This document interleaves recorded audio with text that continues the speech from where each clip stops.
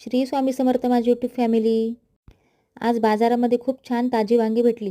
म्हटलं आज वांग्याची भाजी आणि भाकरीचा बेत करूया। त्यासाठी मी तव्यावर आधी शेंगदाणे छान भाजून घेतले, त्यानंतर कांदा खरपूस भाजून घेतला, त्यानंतर खोबरं भाजून घेतलं, त्यानंतर त्यामध्ये लाल तिखट, धने जिरे पावडर, हळद, गरम मसाला आणि कांदा लसूण मसाला घातला। त्यानंतर थोडंसं मीठ आणि लसूण घातला आणि ते मिक्सरला छान बारीक वाटून घेतलं।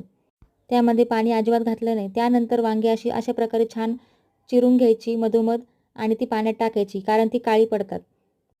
आणि नंतर तो मसाला वांग्यांमध्ये भरून घेतला प्रत्येकी छान असा, आणि मग कढईमध्ये तेल टाकल्यानंतर ती वांगे परतायला ठेवली आणि आपला उरलेला मसाला त्यामध्ये घालून घेतला।